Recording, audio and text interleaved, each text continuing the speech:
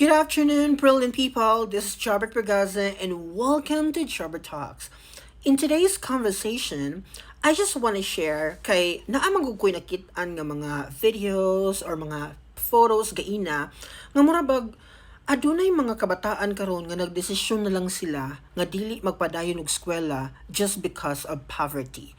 Kanang tungod sa kalisod sa atoang kinabuhi mga my dear, magdesisyon gid ta nga muundang sa atong pagskwela, mangita tag trabaho, ginagmay nga income para makasurvive ug makasuporta sa atong ginikanan.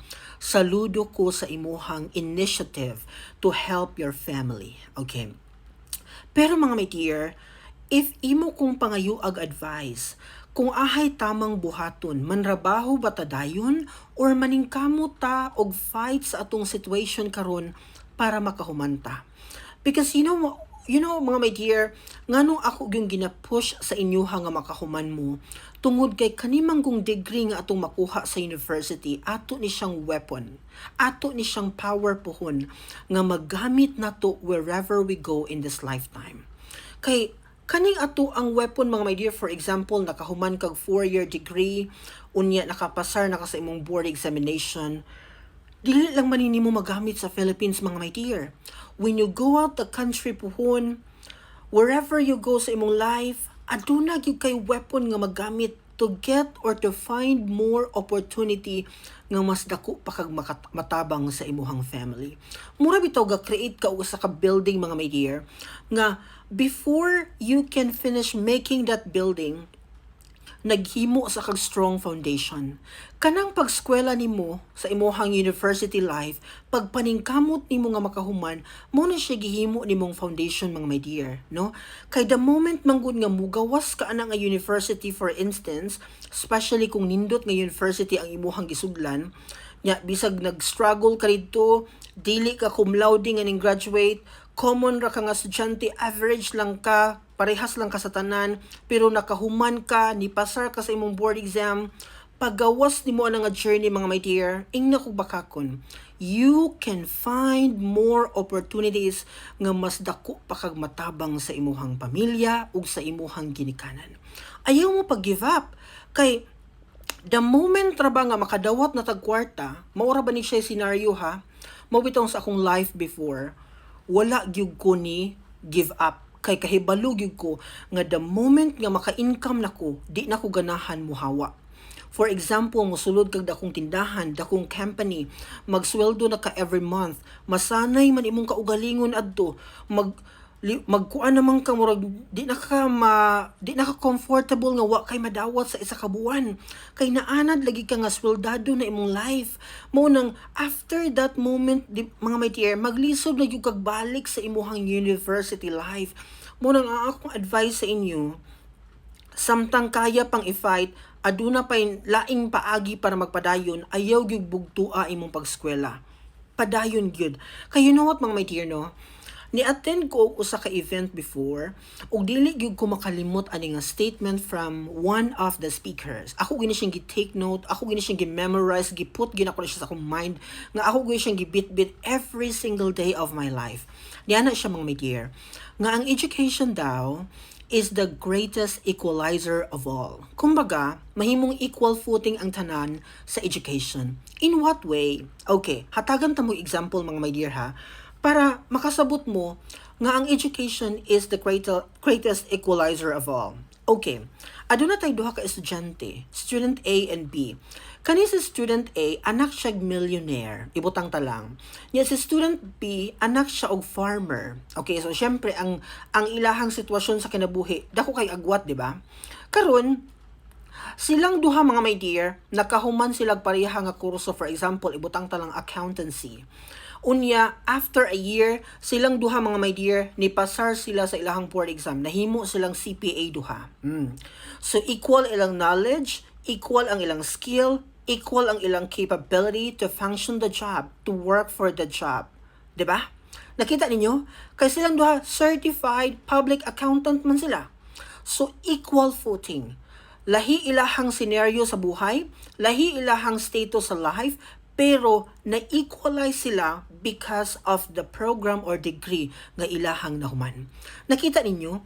So in order for us to get into the top, in order for us to change the life that we have now, the situation that we have now, wala gyud or dili man ni siya only, pero isa ni siya sa pinaka-effective nga thing nga pwede natong buhaton para ma-change ang atong mga kinabuhi. Kasi you know what mga my dear no, ako lang i-share sa inyo when I started, kabalo magin ang mga uban akong friends ani nag-working student yung ko mga my dear. Kay katong pag-ingon ako sa kong ginikanan sa una nga gusto ko mo eskwela, swerte pug ko kay ang tubag gid sa kong ginikanan mo support sila 100%. Bisag lisod pa kaayong panahon or sitwasyon na mo sa una, ni stand gid akong mama ug papa nga mo support gid sila sa akong pag-eskwela. So wala ko'y problema ana. Although I know for a fact nga dili parehas ang structure sa family sa Philippines. Swerte lang ko kay ang akong ginikanan aduna po'y pangandoy para kanako. Kay nakita lagi nila nga ako muhuman gyud ko pag-eskwela. Kay seryoso man gyud ko sa pag-eskwela mga my dear. So ingon ana ang sitwasyon, gisuportahan ko nila.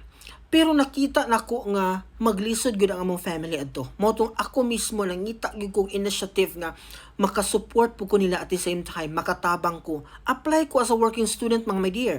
Kabalo akong amo ana. No, for 3 years sa akong university life usa ko ka working student. Gabantay kog tindahan. Hago jud kayo sa tinuod lang. Pero giantos nako na kay gusto ko makahuman og eskwela nga dili mahago ang akong ginikanan. So dili gyud solusyon or dili gyud babag ang kalisod sa ato ang kinabuhi para dili ta makahuman sa ato ang mga pangandoy sa atong pag-eskwela. Kayo no, tan-awa ang akong life karon. Kung akong imagine akong life or inyo pwede ninyo ma-figure out kung wala ko ni eskwela karon, kung wala ko'y nahuman, do you think mo qualify ko to work in this country for example as a teacher? Dili.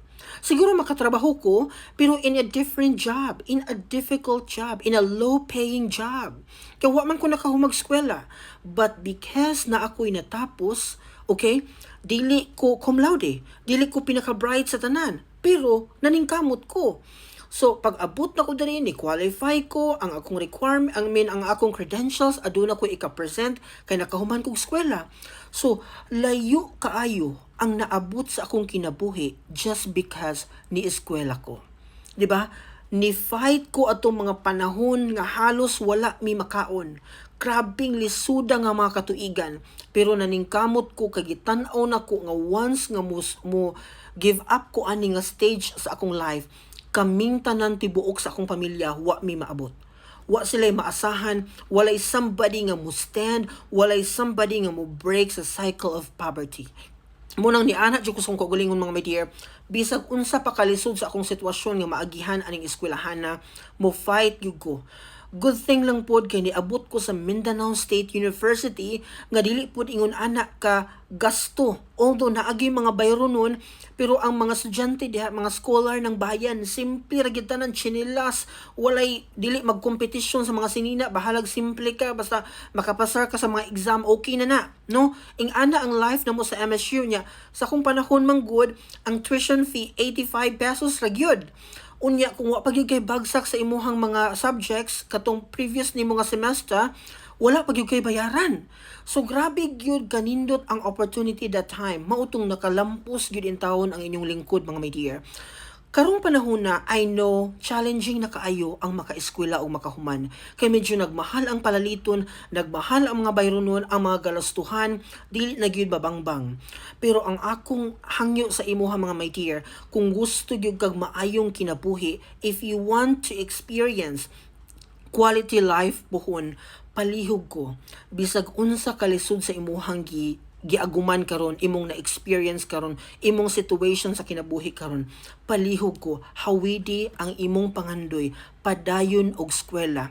Kay as I said to you, once nga makahuman ka sa imong university life, makapasar ka sa imuhang examination or board exam, you'll go far in life. Tanan nimong panganduyon, aduna gyoy daghan kaayong opportunity once nakahumantag pag-eskwela, nakapasar ta sa ato ang board examination.